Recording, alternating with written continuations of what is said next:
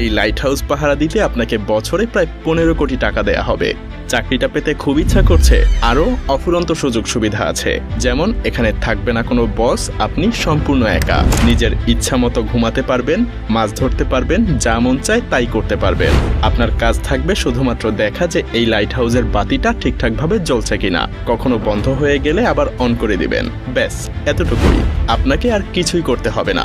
সারাদিন শুধু পায়ের উপরে পা তুলে ঘুমিয়ে থাকবেন। কিন্তু মজার ব্যাপার হলো, এত সুযোগ সুবিধা থাকার পরেও এটা পৃথিবীর মধ্যে সবচাইতে ভয়ঙ্করতম একটা কাজ। কারণ এই লাইট হাউস ঠিক একদম সমুদ্রের মাঝে স্থাপন করা হয়। এখানে থাকা অবস্থায় আপনি কারো সাথেই যোগাযোগ করতে পারবেন না। একাকিত্ব আপনাকে সবসময় ঘিরে থাকবে। আরো ভয়ঙ্কর ব্যাপার হলো, প্রায় সময়ই এখানে বেশ বড় বড় ঝড় হয়। সেই সব ঝড়ের তাণ্ডব এতটাই ভয়ঙ্কর হয় যে মাঝে মধ্যে সমুদ্রের পানি এসে টাওয়ারের উপরে উপচে পড়ে। এমনকি এই কাজে মৃত্যু পর্যন্ত হতে পারে। আরো কি কি মহাবিপদ এখানে ওত পেতে থাকে তা একটু পরেই জানতে পারবেন।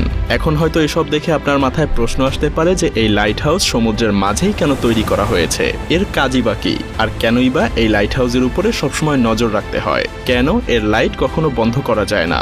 রহস্যময় এই লাইট হাউসের আদ্যপান্ত জানতে হলে আমাদেরকে কয়েক বছর পেছনে ফিরে যেতে হবে। তখন যাতায়াতের জন্য না ছিল কোনো গাড়ি, আর না ছিল অন্য কোনো যানবাহন বা আকাশপথ। তাই বিশাল লম্বা পথ পাড়ি দেওয়ার জন্য একমাত্র উপায় ছিল পানিপথ।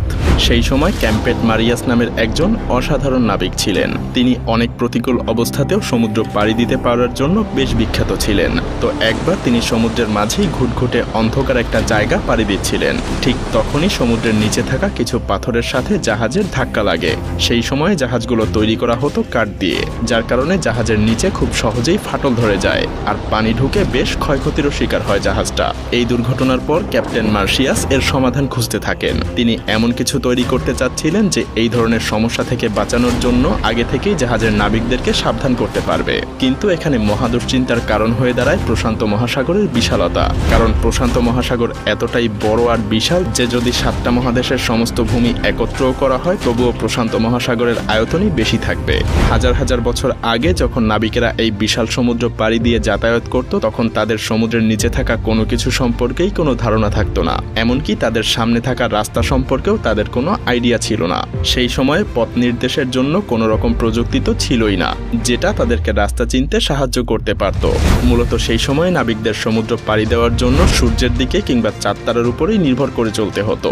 আর এই দিক নির্দেশনার সমস্যার জন্য চলতি পথে বাড়তি আরো দু একটা উটকো ঝামেলা এসে জড়ো হতো, যেমনটা ক্যাপ্টেন এলিসের সাথে হয়েছিল। একবার ক্যাপ্টেন এলিস তার নাবিকদের সাথে প্রশান্ত মহাসাগর পাড়ি দিচ্ছিলেন। তো একদিন রাতে হঠাৎ করে ঝড় শুরু হয়। পুরো আকাশ ঢেকে যায় কালো মেঘে। আকাশের সব তারাও মেঘের নিচে ঢাকা পড়ে যায়, যার কারণে প্রচন্ড ঝড়ের মধ্যে তারা রাস্তা হারিয়ে ফেলে।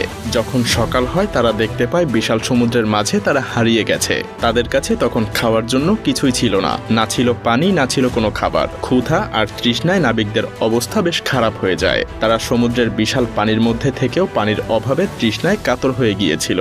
এমনকি অনেক নাবিক মারাও গিয়েছিল। এরপর অনেক কষ্টে ক্যাপ্টেন তীরের দেখা পায়। এরপরেই মূলত লাইট হাউস তৈরির যাত্রা শুরু হয়। মিশরের ভূমধ্যসাগরের পাশেই ছিল আলেকজান্দ্রিয়া। সেই সময়ে সেখানকার শাসক ছিলেন টলেমি দ্য সেকেন্ড ফিলাডেলফিয়া। কিন্তু এই রাজ্যের জন্য সেই সময় সবচাইতে বড় সমস্যা ছিল তাদের অবস্থান বা লোকেশন। আপনি যদি এই ছবিটা একটু ভালো করে লক্ষ্য করেন তাহলেই বুঝতে পারবেন এই শহরের মধ্যে প্রবেশের জন্য এই জায়গাটা দিয়েই যাতায়াত করতে হতো।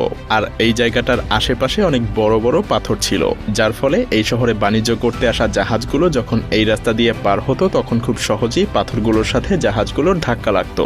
আর এর ফলে কখনো কখনো এসব জাহাজগুলো ডুবে যেত কিংবা বড় ধরনের কোনো ক্ষয়ক্ষতির সম্মুখীন হতো। তাই দিন দিন এই রাজ্যে বাণিজ্যিক জাহাজ কমে যাওয়ার কারণে অর্থনৈতিক দিক দিয়ে বেশ পিছিয়ে পড়তে থাকে।